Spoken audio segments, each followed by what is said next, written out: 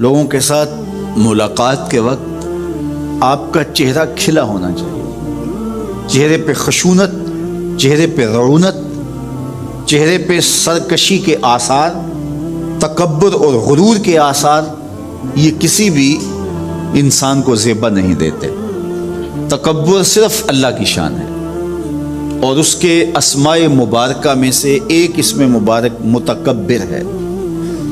الکبریاء ردائی، کہا کبریائی میری چادر ہے، اور جو مجھ سے میری چادر چھیننا چاہے گا میں اس کو جہنم کی آگ میں ڈالوں گا۔ اس کائنات میں ہونے والا پہلا جرم تکبر ہے۔ جب ابلیس کو آدم علیہ السلام کے سامنے سجدہ کرنے کا حکم دیا گیا تو اس نے کہا کہ میں تو سجدہ نہیں کروں گا، ابا واستکبر وکان من الکافرین، اس نے انکار کیا بوجہ تکبر، اور تکبر رائی کے دانے کے برابر بھی اللہ کو پسند نہیں ہے۔ اور قیامت کے دن جب لوگ سور اسرافیل سے آغوش موت میں ہوں گے تو اللہ تعالیٰ جل شانہ لوگوں سے خطاب کرے گا، تو اس میں ایک جملہ یہ ہوگا، این المتکبرون، تکبر کرنے والے کہاں ہیں؟ تو لوگ آغوش موت میں ہوں گے تو کوئی سر نہیں اٹھائے گا۔ اللہ فرمائے گا این الملوک، بادشاہ کہاں ہیں؟ کیونکہ زیادہ تکبر بادشاہوں میں، حکمرانوں میں ہوتا ہے۔ تو اللہ تعالیٰ فرمائے گا انا المتکبر، میں متکبر ہوں، یہ میری شان، انا المالک، میں بادشاہ ہوں۔ تو بادشاہی اسی کو زیبا ہے، تکبر اسی کو زیبا ہے۔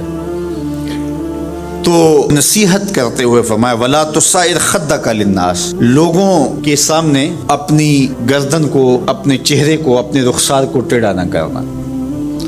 ابن منظور افریقی نے لسان العرب میں لکھا ہے کہ یہ سعر سے نکلا ہے، اور یہ اونٹ کی ایک بیماری ہے۔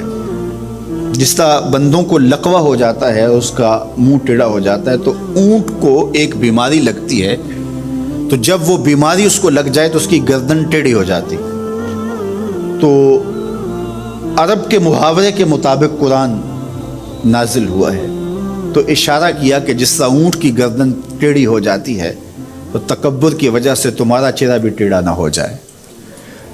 یہ تمہارا چہرہ اچھا نہیں لگتا، اس پہ خشونت، اس کے اوپر غصہ، اس چہرے کے اوپر جو ہے وہ وحشت اچھی نہیں لگتی، اس چہرے کے اوپر تبسم اور مسکراہٹ اچھا لگتا ہے۔ یہ چہرہ ہنستا ہوا گلاب جیسا ہی اچھا لگتا ہے۔ تو اپنے رخسار کو ٹیڑھا نہ کرو، اپنے لہجوں کو خوبصورت بناؤ، آنے والے سے خندہ پیشانی سے ملو، اور لوگوں کے ساتھ تمہارے رویوں کی خوبصورتی تمہارے چہروں سے دکھائی دے۔ علامہ آلوسی کہتے ہیں کہ بعض کا بندہ کسی کے سامنے بچھ ہی جاتا ہے، عجز، عاجزی، انکساری، یہ انسانی وصف ہونے چاہیے، لیکن کسی کے لیے اس طرح انسان بس جھکتا ہی جائے کہ اس کی عزت نفس بھی باقی نہ رہے اور وہ احساس کمتری میں مبتلا ہو جائے، تو یہ بھی انسان کے لائق نہیں ہے۔ تو رخسار کو ٹیڑھا کرنے کا جو ہے وہ مفہوم یہ ہے کہ آپ عجز اختیار کریں، لیکن اس عجز کا یہ مفہوم نہ ہو کہ آپ کی عزت نفس مجروح ہو جائے۔ حکام کے سامنے، شہنشاہوں کے سامنے، بادشاہوں کے سامنے کچھ لوگوں کے رویے اس قدر ہوتے ہیں کہ ان کی غلامانہ ذہنیت ان کے عمل سے، ان کے رویوں سے اور ان کے انداز ملاقات سے ٹپکتی ہے۔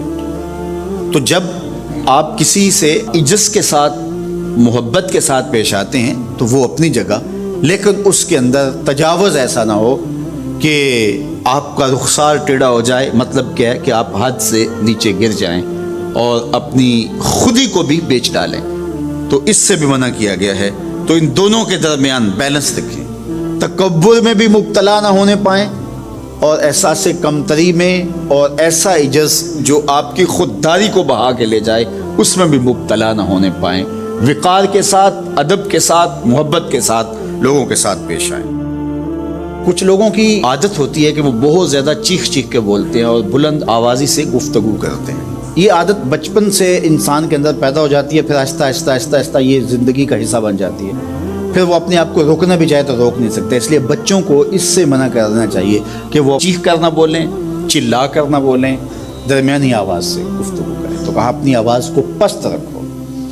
اور یہ ممبر و محراب کے مالکوں کو بھی خاص طور پہ اس بات کا بہت خیال رکھنا چاہیے کہ ان کی آواز لوگوں کے کانوں پر بوجھ نہ بنے.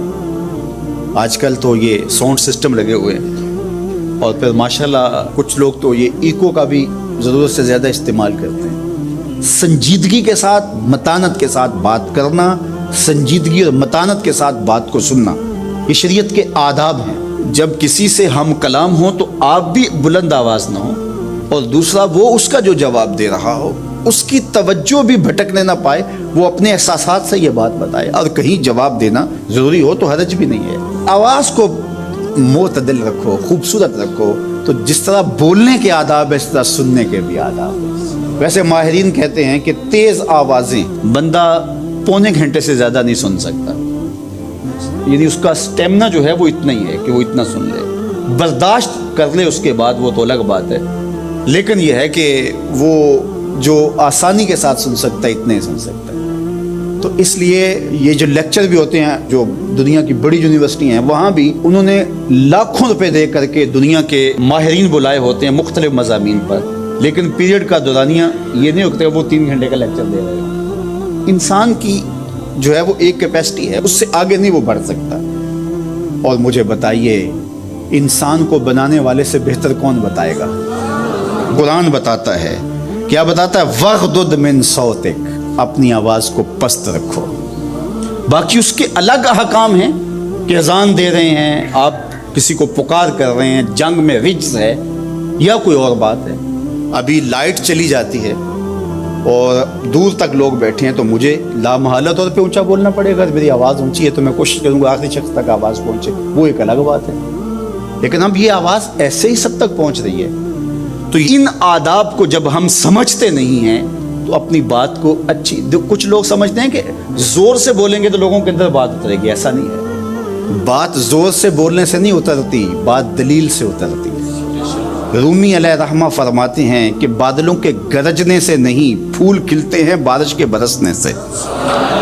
تو بارش برسے گی تو پھر پھول کھلیں گے, بلکہ وہ جتنی آہستہ آہستہ برسے گی اتنی ہی جذب ہوتی چلی جائے گی. سہج پکے سو میٹھا ہو.